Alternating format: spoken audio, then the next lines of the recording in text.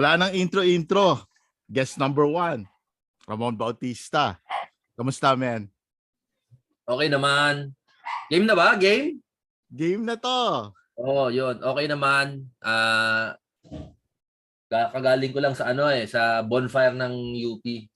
So, ayun. Nag-champion after 36 years. Wow, congrats. So, Galing. maraming masayang energy ng lahat. So, salamat.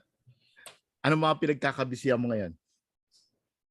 Pagtuturo, ayan, paggawa ng mga video vlog, tapos nag-aaral ako mag-tune ng kotse, yan, no, mga sa computer, yung kakabit mo sa computer box, kakalikutin mo yung settings para for more power, syempre. Ayos. Efficiency, sana hindi sumabog, ganon. Yun. Saya din. Sino Parang tuturo sa photography lang. inyan? Photography. Ha? Sino tuturo sa inyan? Self-study. Yung tuner kasi nagpapatune ako sa kanya. So syempre, nakulitan siguro, tinuro niya sa akin yung basic. Alam mo naman tayo, matalinong tao tayo. Well, nagmamatalino. Discovery channel na bigla, no. So YouTube University, syempre tinatanong-tanong ko siya, papagbigay naman siya sa kaalaman. Tapos, pag na-figure out mo na yung basic, syempre Tsaka pag wala kang choice kasi pag kotse ko pangit takbo kasi nagkanda gulo-gulo yung mga settings So no choice, pinag-aralan ko na. 'Yun. Anong Okay kotse naman. to? Yung Evo 6. Ay, Evo 6. Oo. So okay na, tumino na siya ngayon. Prof ka sa UP, di ba? Oo. So, kamusta ka bilang prof? Ano ka ba? Ano ka ba? Terror ka ba? O ano? Rico, gano'n. No? Madalas na tatanong sa akin yan kasi hindi ko naman masagot kasi hindi ko masabi sa akin kasi parang normal lang lahat. Wala akong batayan kasi kung ako magkaka-teacher, siguro ginagaya ko lang yung mga teacher ko. Hindi ko masabi kung stricto ba to o okay. Dapat sila tanungin mo. Pero ayon dun sa mga, kasi may ratings yun yung mga teacher. Sabi nila, ayos naman daw ako. Tuloy-tuloy yung, lagi nga puno yung klase ko So, siguro okay ako. Kung sa mga nagbigay ng grade, gano'n. Okay ako. Siguro ako the best na teacher. Di na. Yun. May napagalitan ka na ba? Dati, nung bago-bago, gano'n. So, syempre, mga halos kaedad ko lang yung, bata pa ako nung nagsimula ako magturo 2002 ako nagsimula magturo. Tapos siguro, yung mga ibang estudyante, medyo kaedad ko, gano'n. So, baka hindi pa seryoso. Ayun, binagsak ko kaagad. Nagpasa ng pangit na project. Doon sa mismong araw na yun, sabi ko, wag ka na pumasok next week. Eto na yun, tapos ka na. Ayun.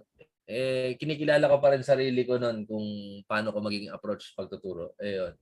Sa pagtapos noon, siguro kumalat na yung chismis. Stricto siguro. No? Ano yan?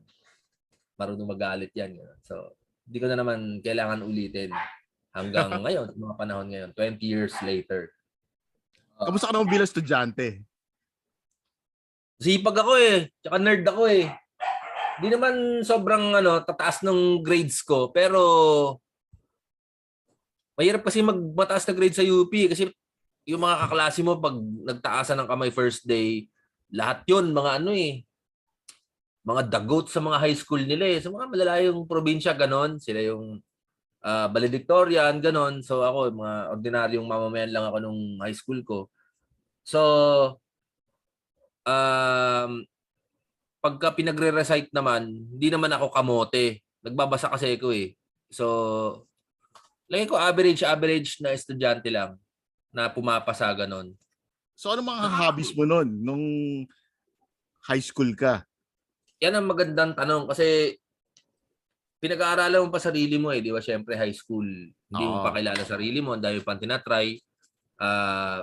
Journalism, tapos konting science, tapos mga technical na course na pagtuturo hanggang hanggang college, kinikilala ko pa yung sarili ko kung ano yung gagawin ko. So, matinding discovery, it ended up na ginawa ko lahat ng pwede kong itry. Di ba? Kasi Bawa ngayon, nagsusulat ako ng mga libro, gumagawa ako ng pelikula, lumalabas ako sa TV, sa radyo. So, etong mga bagay na nag-drawing, ayan, itong mga bagay na to, ito yung mga hobbies ko dati na hindi ko ma-figure out, saan ba ako magaling, saan ba ako sasaya. So, it ended up na ginagawa ko lahat ng kaya ko. Leading Hindi ako magaling, pero tinatry ko gawin lahat. Nasa leading tingin up ko, to dyan, oo. sino mga naging influence mo? Dami. Hindi, sa totoo lang, yung influence, hindi naman influence sa isang certain na field ko sila influence. Influence ko lang sila kasi passionate sila sa ginagawa nila. So halimbawa si Michael Jackson, ganon. Yung puso niya dun sa pag-perform. Hindi ako performer ha. Yung puso ni Michael Jackson sa pag-perform, nakikita ko bigay na bigay lahat. So into it siya. So sa tingin ko dapat kung ano man ang ginagawa natin, dapat ganun tayo din. Diba kung ano ka, nauwi ka, naging architect ka, dapat parang yung puso mo tsaka kaluluwa mo nandun sa ginagawa mo. Diba? Tama, So ganun tama. ako maging ma-influence ng mga tao na yung pagiging number one nila andun. Ganon. Tama. Pride. Diyan ako Oo. hanga sa'yo eh. Kasi, di ba, sa lahat ng ginagawa mo, ano ka eh, passionate ka eh. So, di ba, katulad nung isang araw, yung napaka-passionate mo sa civic duty mo, sa mga Oo. kotse, bisikleta, sa Yan. pagtuturo. Dami mong sombrero. Oo. Oo. Dapat, So, dapat lang, tingin ko maging passionate tayong lahat kasi alam mo yon kasi isipin mo, ano na tayo eh. Edad na tayo, 40 plus, ganyan. So by now, dapat nahanap na natin kung saan yung magiging trip natin. Dapat pagka medyo bata-bata pa tayo, mga teenager hanggang 20s, hinahanap natin yung trip natin. Tapos pag nahanap na natin, yun, doon na tayo tututok. Yung mga hindi natin nagustuhan, hindi kalimutan na natin yun. Di ba? oo nga. Yung mga Oo. gusto mong kalimutan na yan, ano ba yan? Naligaw ka ba ng Naligaw ka ba ng landas o ano? Hindi naman naligaw ng landas. Parang, halimbawa, pinag-aralan kong music, ganyan, maggitara. O wala eh, hindi talaga para sa akin, ganon. Tapos, tinry kong maging filmmaker. Oo, pero parang kumbaga sa pagdodoktor, yung pagiging director, para siyang cardiologist. Sa field of medicine, kumbaga, napunta ako sa, halimbawa, ibang aspeto ng medicine. So, ano bang field ng medicine na hindi cardiology? Ano sa baga? Doktor ng baga, ganon. So, doon ako napunta. At least tinry ko, tapos nalaman ko na, putya, mas mahirap yan. Parang hindi ako mag-excel dyan. Dito parang editing, yan, dyan ako magaling. O kaya documentaries, yung pagsusulat, yan, pwede. Pero yung director, parang sa introvert na katulad ko, hindi ako ubra dyan. So, kailangan ko mausap na maraming tao. Pero naging doktor ka naman ng puso. Yan. Kita mo. Tinry ko din yan. Hindi ko rin ina-expect na mapupunta ako dyan kasi nerd nga ako eh. Wala man akong alam sa mga pag-ibig. Socially awkward ako eh. Ganun. Nagkataon, may nagtanong sa akin na mga love problems dito sa Form Spring. Sinagot ko ng medyo, kwela-kwela lang na parang, di totoo yung pag-ibig. Masasaktan ka lang dyan. Nagustuhan nila yung mga sagot na gano'n. So parang, gusto nyo yung ganyan di fine. Sige, yung sagot ko. Nakakagawa ko ng 2 libro dahil dyan. So Oo nga. parang, love guru kunyari. Meron ka pa nga, di ba, yung My True Friends? Yan naman, My True Friends. Actually, siya eh. Yung My True Friends, kasi meron akong bakit hindi ka crush ng crush mo, tapos yung bakit hindi ka crush ng crush mo, dapat may free yan na slam book, no? Kasi dati may free notebook di ba? Oo. Yung second printing, dapat may free slam book. Ngayon, hindi umabot yung slam book. Nakagawa na ng notebook na marami. So, yung free slam book, binenta, ginawa nilang separate na libro. Oo Ayun. nga. So, ayun. Yan yung naging My True Friends. Pang ano yan eh, pang mga tito-tita yan eh. So mga hindi nakakalam, ano ba yung slam book? Oo. Yung slam book, yan yung, halimbawa may notebook ang ganyan, fill upan mo yan. Tapos, syempre, noong unang panahon, may yung pagka-self-centered ng mga tao, hindi pa na-express through vlogs or Facebook. Yung slam book, ipapagawa mo yan sa mga kaibigan mo noong mga 80s, 90s. Favorite color. Oo, para iparamdam sa kanila na interesado ka sa impormasyon tungkol sa kanila. Di ba? Tama. So sila naman susulat doon, gusto pala malaman ng ano ko, favorite color ko, favorite animal. Kung sino crush mo. Sino crush mo, mga likes. So, kikilig-kilig pa yan. Kasi syempre, inaalam mo na, pinapaalam mo na interesado ka sa mga interest niya. Ganon. Ngayon kasi, di ba parang kanya-kanyang expression na sa Facebook. Ako, eto ang araw ko. Twitter, sabihin mo kung ano yung sa loobin mo sa isip mo. Tapos, Instagram, YouTube, kanya-kanyang flexan ng mga sarili yan di ba? Ngayon, hindi na hindi ka na wala nang magganong introvert. Puro ma-express na ngayon mga tao Hindi ka to dati. Oo. Medyo nahihiya-hiya ka pa. Oo. Ngayon, parang mas, no? Yung panahon ngayon, mas out there na yung mga tao. Mas Ganon. vocal, mas kung ano yung gusto nila, kung ano trip nila, di ba? Hindi ka to dati. Pag, let's say ako, nung high school ako, mahilig na ako sa toys. Medyo nahihiya ako dahil, syempre, di ba? Parang high school ka na, kokolekta ka pa niyan. Parang ang totoy ng dating mo. Hindi lang yan. Kasi sasabihin ka ng mga friends, uy, yabang, may medyo pa-humble pa yung mga tao nun Parang ayaw mo masabihan na, yaman ito. Di ba ganon? Rich kid. Nahihiya ka pa.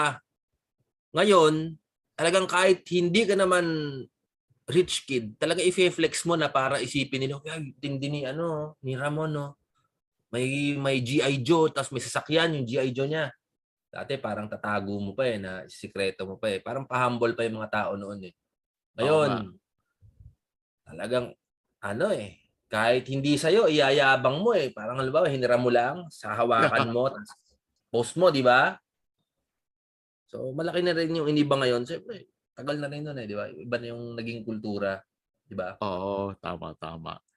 Yun, so, yung mga panahon na yun, di syempre, nagbabago din tayo. Kailangan mong mag-adapt. Di ba?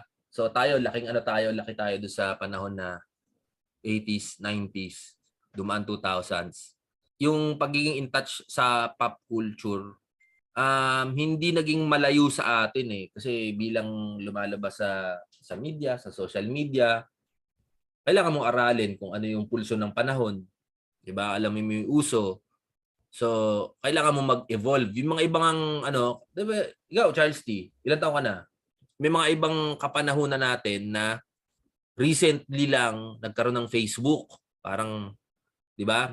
Late adapter, late bloomer, ganyan, kumbaga. Kasi ngayon parang lahat eto na yung parang chain of communication na nagaganap Pero dati, isipin mo, resistant ka pa sa ganyan kasi isipin mo pambata yan Ganon. Pero yung mga katulad natin, syempre, kailangan mong alamin ano ba yung uso ngayon, ano ba yung pinagkakaabalahan nila, paano sila mag-isip ngayon. Kailangan kong pag-aralan lahat yan at sumabay dun sa panahon. Kasi yun yung trabaho ko Di ba? Tama. Oh. Ngayon kasi madali na lahat. Actually, yung Facebook yan Kumbaga, nung panahon natin 80s, 90s, 'di ba? Ang mahal ng tumawag ng long distance. Oo. Ah, Pag may PLDT ka, landline, wala. 'Di ba? Nung nauso yung Buy-n-Tel, palakpakan ng lahat dahil, uy, grabe. Kahit mahirap kami, may landline kami, ganon. Kasi dati tama. parang, wow, sosyal, may landline. Makikitawag ka pa sa kapitbahay mo kasi wala kang telepono eh, di ba? Oo. Saka dati, Tindahan. Uso yan, di ba? Sa tindahan, makikitawag ka. oh, 5 piso.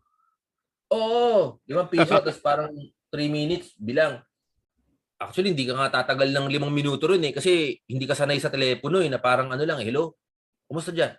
Ganito, kita tayo bukas. O sige, bye-bye. Hindi mo tatagalan eh, parang cellphone na mahal yung load, ganon. Tapos, syempre, walang COVID noon, hindi mo isipin yung telepono sa tindahan, kung sino-sino tumatawag, 100 taon nakikitawag yan. Di ba? Kung hindi ka na Oo. kakabahan. Ngayon, ang daming, bawa kung may computer ka, saan mo pa dadaanin? Telegram, Messenger, Viber, o eto, Zoom, ganon, di ba? Ang daming paraan, di ba? Dami, oo. Oo, Ngayon, plus, ano eh, oh, tawag dito. Ngayon, sobrang dali na ng lahat. Pero, hindi pa rin kayo nagkikita-kita eh. Dati, wala namang isang usapan lang ako magkikita sa oo, Robinson's Galleria, gantong oras. oo, Kikita-kita na tayo, di ba? Pero, ngayon, mas busy lahat ng tao eh. halimbawa, alas 10 yung pinag-usapan, di ba? Alas 10, 10:15, magtatanungan pa saan ka na. Ganun, di ba? Oo, Oh, tapos change location, last minute, pwede pa. pwede pa, pwede Actually, pa. Charles T, debate yan eh, kung mas madali ba noon o mas madali ngayon. Pwedeng mahabang argument eh, di ba? May mga pros and cons kung bakit mas madali o mas mahirap noon Oo versus nga, ngayon, di ba? tama. Parang ano lang yan, parang panliligaw noon at ngayon. So, Oo. dati, syempre tatawag ka doon sa crush mo, di ba? Oo. Parang, hello tita, pwede mo makausap si ano.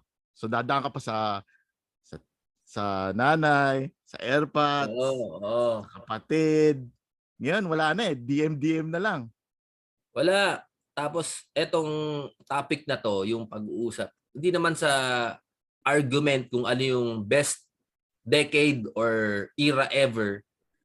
Pinag-aaralan lang natin yung nuances tsaka yung mga pagkakaiba na itong mga dalawang era na to eh, no? At sa tingin ko, ito yung dito tungkol yung podcast mo. Tama ba? Tama.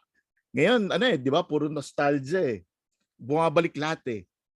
Oo, oo. Shit, grabe, kakalkalin ko yung mga memorya ko noon, ano? Siyempre, noon, halimbawa, grade school, ang daming mapag-uusapan dyan. Halimbawa, kung paano ka kumain, sino yung mga kaklase mo, bullying, kung paano ka mag-navigate doon sa mga eskwela, yung mga unang crush. Di ba ganon? Halimbawa, pag-usapan na nga natin yung mga siga noon, yan, mga bully-bully, ganon. Yan. Dati, di ba, syempre, pag may bully, parang syempre, hindi ka sanay. Kasi, alam, sanay ba ako? O sanay ako kasi, yung kinalakihan ko medyo street, ano eh, Poc Amorsolo, Cruz Naligas area sa bandang UP campus. May mga siga, oo. Kaya sanay ako na medyo may matatapang sa environment na mas matatapang pa dun sa nasa eskwela. Kaya parang, ay, mga matapang na yan, ano yan eh. Mga laking aircon na matapang yan eh. Yung akin, mga ano, mga squatter, squammy na matapang eh. Hindi pa ako masyado natatakot, ganun. Pero eto mga bully sa school, dahil syempre mga laking aircon, mas malalaki sila. Syempre, iba yung intimidation factor ng batang busog sa hotdog eh, di ba? Oo. Ayun.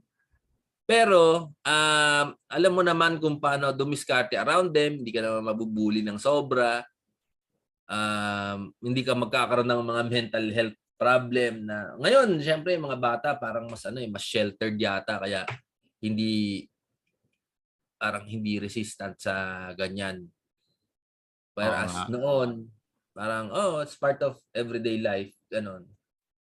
Medyo manhid tayo Um, sa ganun eh. manhid tayo kaya si ano si apelyido pa si Daulog. Si Daulog, racing na ngayon yan, no? Basta masiga dati yan, eh, ganun. Pero may mga kaibigan ka namang okay, ganun. Tapos eventually, magiging tropa mo rin sila. Di ko alam kasi ngayon, eh, kung paano mga bata ngayon, dapat magtanong tayo ng mga grade, ng grade 1 ngayon, eh. Parang, pare, ano bang, Ano ba ano bang mga buhay nyo? ano ba happenings ngayon? Oo. Kasi 'di ba, dati may mga teacher tayo na naninigaw gano'n. 'Di mo pwedeng gawin ngayon 'yon, makukulong ka kasi baka ano eh, child abuse 'yun eh, pag may sinisigawan Wala. eh dati. Hindi pwede yan, yung mambabato ka ng eraser. Oo, dati All normal lang 'yun counted eh. yan. Oo. Kulong 'yan eh, parang didemanda ng magulang mo 'yan eh, 'di ba? Tama. Ngayon, Dati dati, normal lang 'yun. wala. Saka yung, ano, yung squat, stand in the Oo. corner. Oo, tapos pag natay ka sa school, 'di ba? Parang ano pa eh, parang Yun ang tabu pa. masaklap.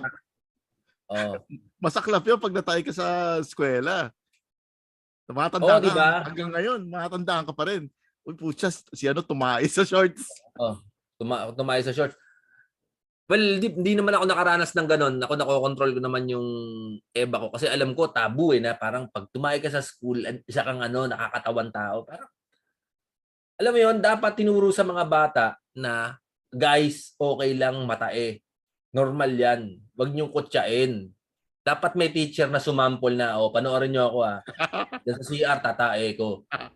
Walang problema diyan.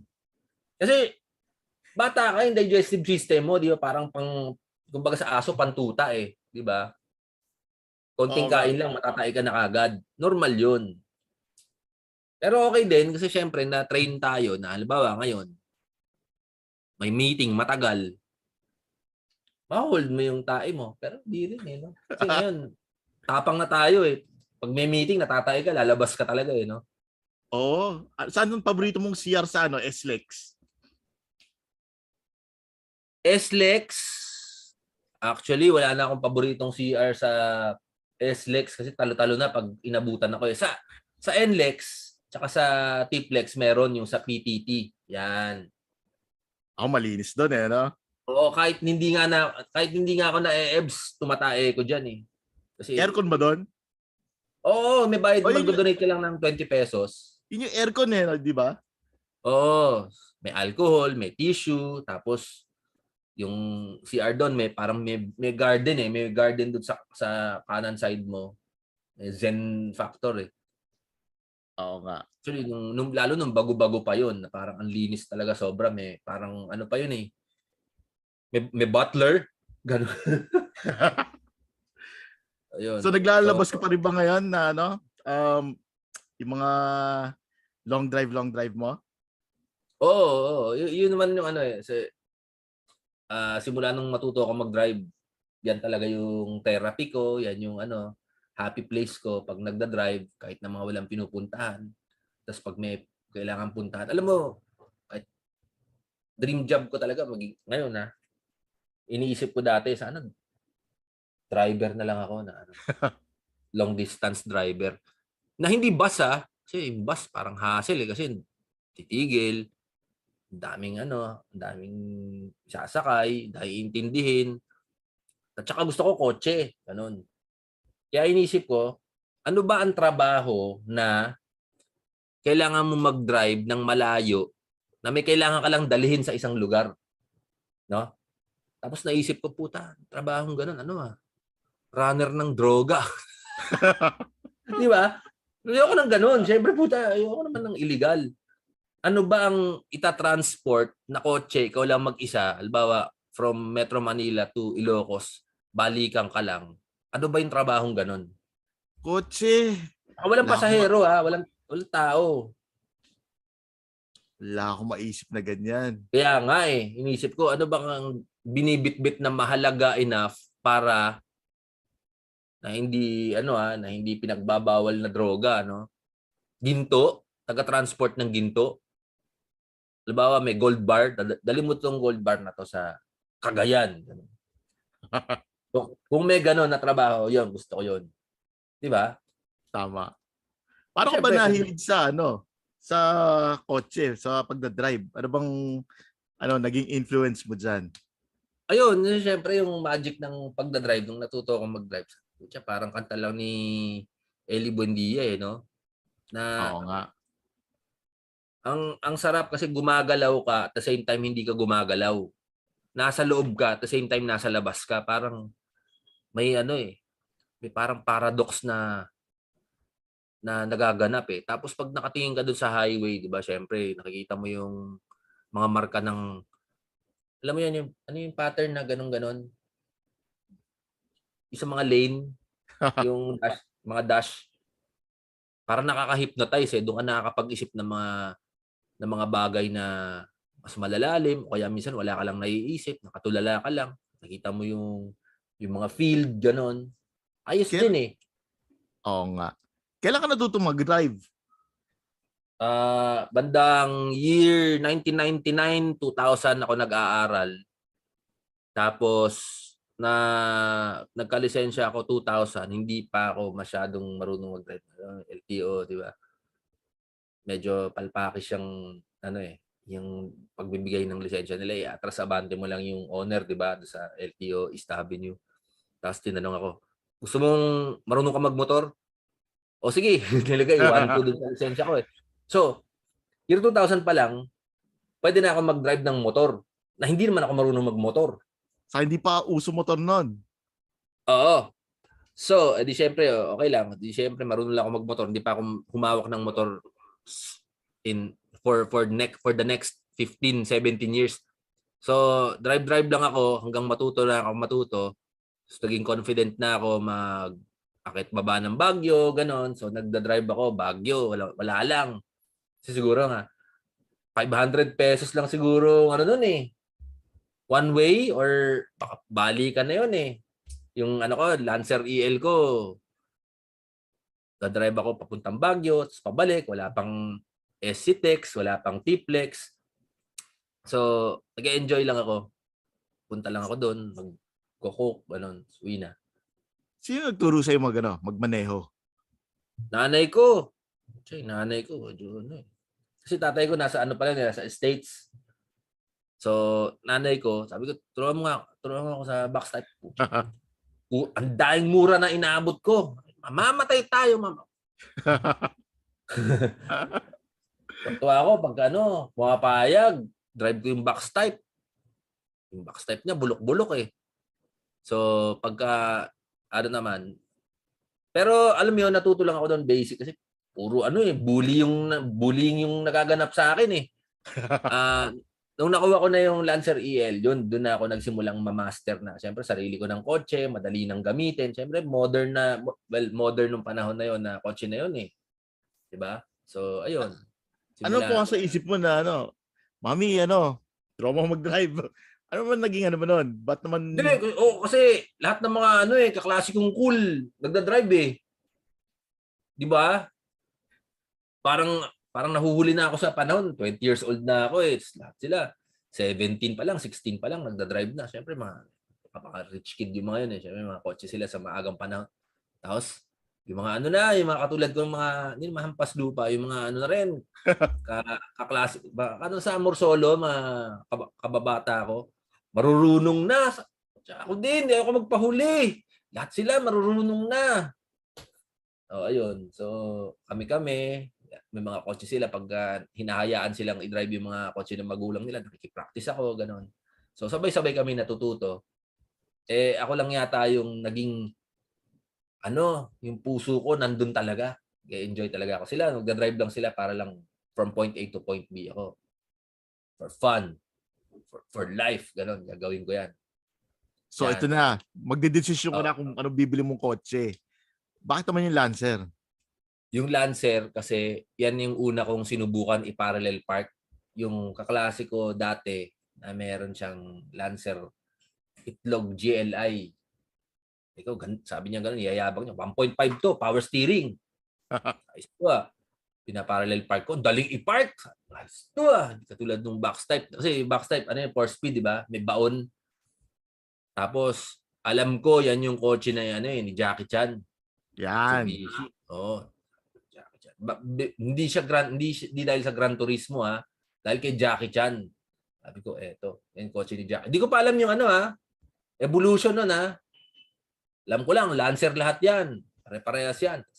Lancer GLI, gusto ko ng ganyan. Mahal yung GLI nun. Mas mahal, mas mura yung Lancer EL eh. Tapos, ang ano niya, pinagkaiba lang niya, may third brake light. Ha? Alam mo yung third brake light? Oo naman. O, yun. Ang ano yun? Kumbaga, pag may third brake light ka, mayabang ka na. Oo, ano yun? High spec yung kotse mo kasi wala silang Oo. pake. Pucha, pang mahirap yung kotse mo, mong hindi ka makita ng mga truck, wala kang third brake light. Ganun ang mentalidad nitong mga manufacturer eh. Malaking So, bagay yung third brake light sa pagyayabang dati. Oo, so sa surplasan, yan ang una kong binili, third brake light. Oo, yung ano ko noon, bumper ko noon, hindi pa body color. Ano pa yun? Yung plastic na Kaya kasi gusto ko yung kulay gray na Lancer EL. Sabi ko, ayos din yung gray na Lancer EL. Kasi kahit hindi mo na i-body color yung bumper, halos kakulay na ng body yung bumper niya. So wala na akong babaguhin. So paano mo naman napili yung kotse mong yan? Naghanap ka ba sa... Dati wala naman di ba? Wala namang Facebook Marketplace. Walang So lahat, ano ba yan? Classified Manila ads? Bulletin. Manila Yan. Bulletin Classified Ads. Kailangan Hinanap maaga-maaga ko. kang magbasa niyan. Kasi dati Oo. mga buy and sell, 4 o'clock pa lang ng madaling araw. Yan na Oo. yung tinitira eh. So, Linggo. unahan yan eh. So, yon linggo. Tingin ako gano'n. O kaya, kahit hindi linggo, bili ko ng bilhin ng dyaryo. Kasi, alam mo, trip ko din, diba, kami ni R.A. Rivera. Si R.A. Rivera, yung classical director na rin. Oo naman. Ang mga trip namin, kasi may pera kaming konti kasi non-linear editor kami. Ang trip namin, siya may may Volkswagen na siya, maaga pa lang may Volkswagen na siya. Ganda. Yan ba yung Detail. nasa Strange Brew? Nasa Strange. Oh, yan, yung nasa Strange Brew. So, madaling araw, sinusundo niya ako dito sa bahay. Magdadrive kami hanggang dun sa Glory's 7-Eleven sa Tandang Sora. Tapos bibili kami, buy and sell magazine. Kulang kami dun sa may labas. Pinagpapantasyahan namin yung ano mga pwede namin gawin sa pera namin. Galant. Classic galant. yan. Oh, Buy and sell. galant. Yung galant na Ray-Ban, mahal. Grabe. Parang 600,000. Sabi, grabe galant. Ang mahal. Tapos, 300 yata. O 300 ba? 600. Basta mga ganon, yung mga malalaking kotse na ganon. Sabi ko, ito, masaya na ako dito, Lancer. So, alam ko yung mga market forces noon. Alam ko yung going rate ng kung ano yung magiging pera ko, ano yung mabibili noon. So, may target na ako. Di ba ikaw, pag meron kang budget, ganon, ito yung kaya kong bilihin, ito yung papangarapin ko lang dito sa circle na to. Tama, di ba? Tama. Ganun tayo mag-isip. Kung may budget ka, ito yung mabibili ko, alin dito sa mga to ang papangarapin ko. Kasi achievable di ba? Kasi yung generation natin ngayon, medyo natuto na tayo sa pagkakamali natin dati. So, tayo, pagka yung budget natin, nandyan, hanggang doon lang talaga yung budget natin. Hindi natin pinapwersang Tama. Yung mga gago, yung mga malalakas loob, puta kahit halimbawa pera mo lang 100 pesos, ang binibili mga tig pa 500, di ba? Oo, tama. Gago. Bukod sa mauubos ka, magkakautang ka pa. Hindi mo iniisip na kung ang pera mo 100, ang gagastusin mo lang dyan 60. Para meron ka pang buffer na 40 in case may problema to si 60. Di ba? May pang-aayos ka. Tsaka may matitira pa sa'yo. Oo, diba? Kasi yung mga ganyan, magiging miserable ka pagka imbes na maging masaya hobby mo, magiging miserable ka dahil iniisip mo yung utang Oo. Sige, uunahin mo yung yabang. Kasi syempre, wow, yung gamit niya, take pa 500. Siguro meron siyang 2,000. Kaya niya binilihan, naglakas ng loob siya. Pero hindi, pera lang yan, 100. Inutang niya yan.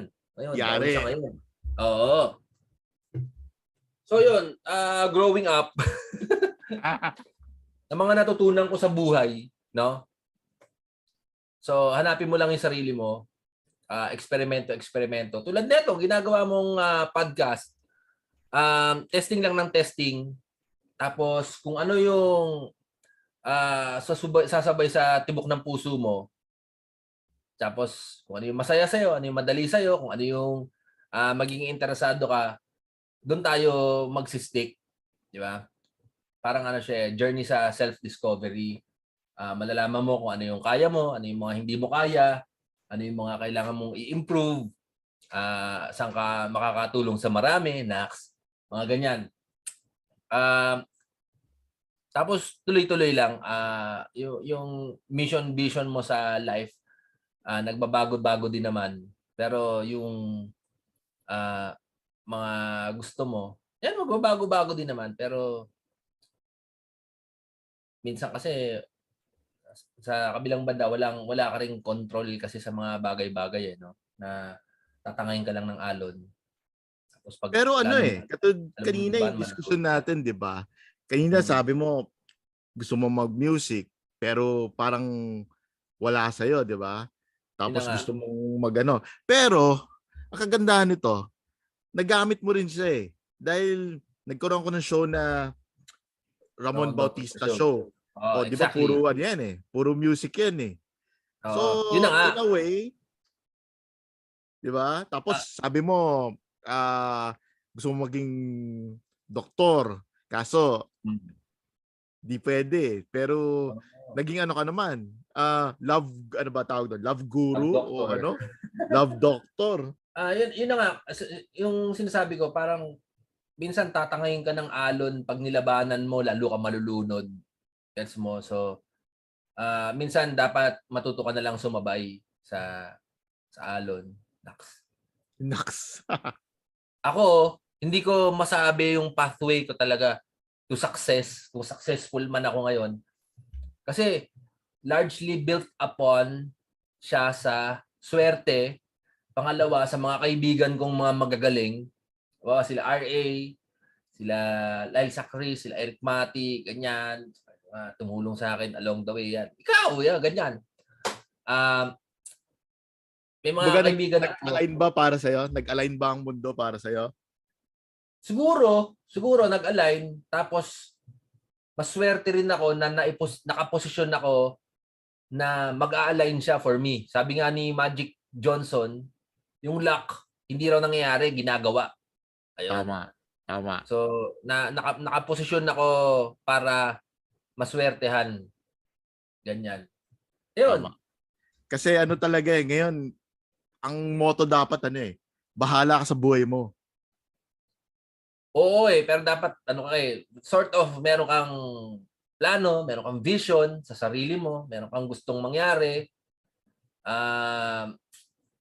Tapos, yun nga, first step ay alamin mo kung sino ka, ano yung kaya mo, ano yung hindi mo kaya. Tapos, ganyan. From there, hindi yung tipong bara-bara lang natira lang ng tira. Halimbawa, ngayon, mag-ano ako, maghuhukay ako ng ginto dyan sa labas ng bakod namin. May Yamashita Treasure dyan. Hindi ganon. Hindi ka makaka-strike ng gold sa ganon. Kasi, baka ano lang Poso Negro pa mahukay mo o kaya pagalitan ka ng barangay, ganon. So, dapat meron ding konting direction. Ayun. So, sa tingin ko ganun tayong lahat. Alam mo Sa nung mga 90s panahon ng rock and roll yan mm. Now, naisip mo bang maging rockstar? Kasi rockstar ka naman. Oo. Tinry kong mag-aral ng gitara nga. Kaso lang, feeling ko yung gitarang pinagpraktisan ko wala sa tono. Kaso, mali ng mali. Pero come to think of it, siyempre madali na ngayon. May mga mga computer na hindi nawawala sa tono. Ganun. May parang keyboard sa computer, ganun. Wala, hindi talaga ako musical person. Gusto ko lang kinig. Minsan nga yung baduy yung mga yung mga gusto ko playlist ko parang pag pinakita mo sa mga mahilig sa music, parang nahihiya ako hindi pa ako proud. Anong Okay. nasa mo ngayon? Huwag mo Playlist nang tingnan kasi nga baduy. Ihuhusgahan mo lang ikaw mahilig ka sa sa music Siguro magsasabi ako siguro yung mga mga magpapa-cool sa akin gano'n. Sabi ko, E-heads ganyan. Pinapatugtog ng mga cool. Kung anong-anong indie pop band ganyan. Para cool ako gano'n. So, ayun. Thank you, Ramon Bautista. Pero bago tayo magtapos, meron tayong mga random questions. Mamili Okay. ka. Clover o Oh. Chippy? Clover. Chicadis, wala bang Chicadis? Yung Ano? Chicadis may free eh. Yan ba yun? Yan ba yung may tato? Oo, meron. Na Yun yung parang tato, may di ba? sabi na may LSD daw, ha? Yan ba yung may tato? O yun yung... Meron, oo. Tapos may kamay na humahaba na parang goma, dumidikit. yung dumidikit. Oo. Ito. Chicadis yun. Pero kung Clover o Chippy, Clover ako siguro. Eraserheads o River Maya? Eraserheads. He-Man o Thundercats? Ay, putya, mahirap yan. Pero baka Thundercats ako. Intro pa lang, di ba? Sumisigaw na eh. Oo, pero malapit hindi tambak na panalo, Thundercats. Adidas o Puma? Nike pero Adidas ako dyan. Walang Nike. Wala. Alam mo ba yung 90s tawag sa Nike? Nike, di ba? Nike Oo, yun. Nike. Tapos Ngayon nga, gusto ko tawag ko Nike eh. Sabihin nila, magmumukha ka lang taka kasi pag sinabi mo Nike. Sabihin Nike eh, no? Nike, nung nauso yan, Nike, tapos kulay itim. Oo. Yan Pauso nga natin Nike uli. Para di na Nike tawag. Oo nga. Simula ngayon, tawag natin Nike. Nike, bilang tito na totoo, no? Nike. Sige. Tuloy natin pagkatito natin. Yeah. Andrew E. o Michael B? Haha. Andrew E. Andrew E. Kahit ganon. Andrew E. Sige. Sa larangan ng rap? Sa pagra-rap Oo, ito yung hindi Andrew E. Michael B ngayon Ito yung 90s. Oo. Si Michael B parang parang copycat ni Andrew E. Though turns out si Andrew E. may kinopya din. Pero Andrew E. yung diba? Kaya ako ma-explain? Ito. Rock and roll naman tayo. Go. Wolfgang o Razorback? Razorback. Heavy Guts. Razorback ako unang, alam mo yan, dyan ako natutong uminom ng Red Horse. Kasi may gig sila Inom ako Red Horse na malamig. Sarap ng Red Horse. Ano ba yan? Club Dread ba yan? Hindi, live Event ng Red Horse din. Nagpainom sa akin yung brand manager ng Red Horse kasi nagtatrabaho ako sa Enyo nun Oo. Nabutan ako ng parang plastic cup na may Red Horse. Isip ko, lakas to. Hindi ako umiinom masyado ng beer. Hindi ako masyado umiinom at all. Sarap pala. Street Fighter o Tekken? Street Fighter. Wala yung Tekken. Malayo yan. Ito last. Go. Si Schneider o si Mass Rider? Hirap yan Diba? Wala akong pahirapan ng mga ganyan tanong. Mask Rider Black no? Si Mass Rider, Schneider, mahirap. Gusto ko kasi maging kamukha si Mask Rider Black Pero si Schneider, iba yung impluwensya sa henerasyon ko So, sa tingin ko, Schneider ako. Schneider. Ayos. Thank you, pare Koy. Maraming salamat sa sa kalokohan natin na to.